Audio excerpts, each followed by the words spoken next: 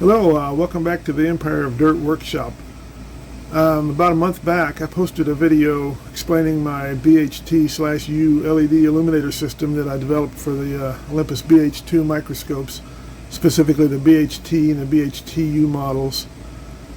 Kind of as an appendix, more of an afterthought than anything, but as an appendix to that video, I talked about this crash test dummy scope that I actually modified internally into the base.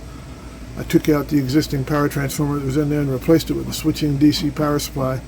So I effectively integrated the entire system into the base so that for this particular scope, this box is not needed.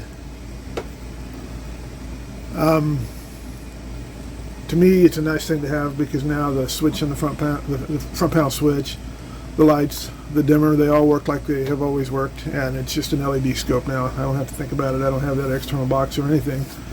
I've had a few people ask me, how would they do that to their scope? Am I going to offer a kit to allow that, or any assistance, or actually provide modifications or whatever? And for all those people, my answer has basically been that it's something that's easy to do if you understand electronics.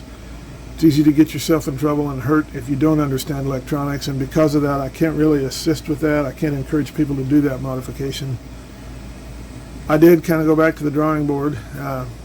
I took this apart, gutted out the original stuff that I had in there, and I came up with a much cleaner option that I think could actually be something that a DIYer could implement themselves, or God forbid I could do it if necessary, but it's something that I possibly could offer people because it's something that's safe. It's not going to cause any fires. It's not going to electrocute anybody. It's a simple conversion. Essentially, you go in there and you take out a lot of the components that are in there. You replace the jack that's on the back of it with an adapter that I've made here. It's got a couple jacks, one for the DC input and one for the LED. You install a power resistor to function as the ballast resistor for the LED. And I made this little adapter here that goes in place of the DW1195 socket that the LS20 halogen lamp house used to plug into. This replaces that and has a little channel here to hold the wiring down so that the wiring doesn't get in the way of the LED illumination. So really the purpose of this is to gauge interest. It's like I don't know whether there's any real interest in this kind of a conversion, whether there'd be anybody specifically interested in this. I do want to point out that I'm not encouraging people to make this modification because it kind of bothers me to think that people are going to be slaughtering nice vintage halogen scopes, and absolutely nothing wrong with halogen lighting. You'll find if you actually polled histology professionals, pathologists, and things like that, a lot of them prefer halogen over LED even today. So don't think that if you have a halogen system that you should upgrade to LED. That's entirely not true, and I don't want to encourage people to be slaughtering their scopes, but I do understand that people may want to make this modification, and for that, the question is there any interest in this?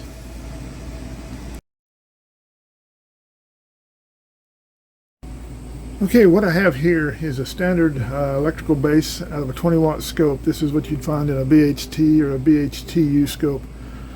It's got the electrical circuitry, power supply, and dimmer for the 20-watt halogen lighting on these scopes. You can see there's a lot going on this thing. We have a DC power supply operated by a switch, and another switch here to set it up for input voltage. That goes over to a bridge rectifier, which generates a DC for the dimmer circuitry in here, which consists of this circuit board here and a power transistor located here. This is your basic scope. This is what you got. If you've got a halogen scope, this is what you've got inside of it. So I want to show you what, if you've got one of these where this circuitry is dead and you'd like to just replace it with an LED circuit, here's what you can do. I'm not suggesting you necessarily do this because it does bother me a little bit to think that people are going to be out there slaughtering vintage scopes to put an LED in there when there's other ways to do it. But I do, at the same time, I understand why you may not want an external dimmer box in your setup, and you might want to do this. But so I'm going to offer it. I'm not going to encourage you to do it, but it is something you could do. What this is this is the electrical base I took out of my crash test dummy scope, which has been modified for exactly what I'm talking about, to support driving an LED as opposed to the 20 watt halogen that was originally in this scope.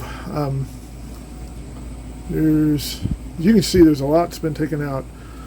The original input jack has been taken out. The big power transformer here has been taken out. The switch for the line voltage selection has been taken out. Bridge rectifier is gone, and in addition to that, the original socket for the 20 watt lamp house has been taken out. So there's a lot of stuff's been gutted out of this scope. Now what I did after I took that stuff out, I replaced this input jack on the back. Took something like that. I'm sure you've seen these on lots of equipment. I replaced that with a custom adapter I made that has a jack for a DC input. In this case, a 9.5 volt DC at up to 2 amps. It's also got a jack for the LED to plug into. And this input wires through, comes up, goes through the switch so that the positive leg of the DC input is switched by the original power switch. That switched wiring, then routes underneath this dimmer board, comes up here to where the bridge rectifier used to be. In place of that bridge rectifier, there's now a power ballast resistor that's necessary for the LED. And beyond that, the original wiring for the LED, the 5S119 jack that's over here, that's been replaced. So conceptually what happens is power comes in, goes through the switch, comes over here to replace the bridge rectifier, so the DC plus and minus 9.5 volts in this case connect where the original plus and minus outputs of the bridge rectifier were connected. Beyond that, this wire that goes to drive the LED, this replaces the original 5S119 jack that was here. It feeds through this ballast resistor and attaches to the same points that it did that the original did. So conceptually it's pretty simple. Doesn't take a lot. The nice thing about it is there's no line powered 120 volts. It's not going to kill anybody. And so this is something that if somebody wants to do this to their scope, I can certainly understand why they would do it. As I said, I'm not necessarily encouraging you to do it.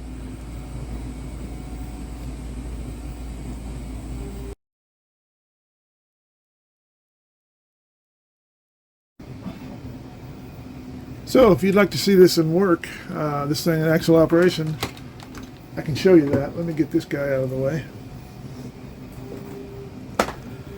Here I've got the 9.5 volt wall wart, pretty standard stuff, nothing really to say about that. I'm going to plug this in off camera, you won't see it, but take my word, I plugged it in. Here's the jack. That goes into the DC input jack here, just like that. Let me adjust this camera just a little bit. That's a little better. Okay, so we got DC input fed to that. Here I have, in this case, this is my 3 watt version, I believe, but yeah, it doesn't particularly matter. But this is one of my LED lamp houses. It's got the proper connector to mate with this, which it has. So that's plugged in, everything's correct there. I've got the illuminator on the side of the slide illuminator on the right hand side. This is the minimum intensity setting. The power switch is off, and as you can see, the LED is off. Now if I turn the power switch on, you'll see the LED come on here. Light is still off because the intensity is minimum. Now if I turn the intensity up, you should see these guys activate, and you'll see the light on the back is controlled by the dimmer. So that shows that it's basically working like the original. The nice thing about this is it's a pure DC thing. There is no PWM dimming involved. This is an absolutely linear dimmer. So there's not any possibility of getting any kind of interference bars in video or anything like that that you can have with a PWM dimmer. If you do have anything like that, it would be because of noise in your power supply and not in the dimmer. And the nice thing also is this thing is like relatively safe now. There's no 120 volts. You don't have to worry about shocking the crap out of yourself.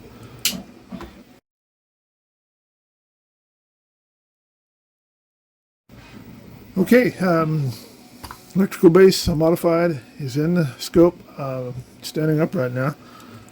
All I got to do is plug these two pins into these two alignment holes right here, make sure this is properly seated, and plug this connector into this jack here. And actually you're witnessing history because this is the first time this has actually been done on this scope in this configuration. Voila!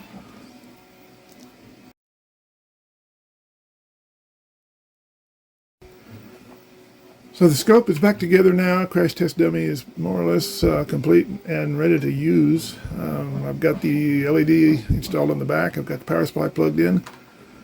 If I flip this switch, I don't know whether you can see it, but that LED came on. There's no brightness here yet. I've got a cap here, a little white cap that you'll be able to, it'll light up white and you'll be able to see when the light actually comes through this thing. So now if I turn the brightness up, now you can start to see the light coming in. Field adjustment. So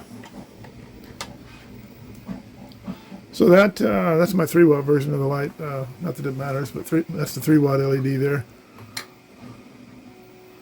And the thing is working well. Let's give you another view up here. Plenty of light coming through here, as you can see.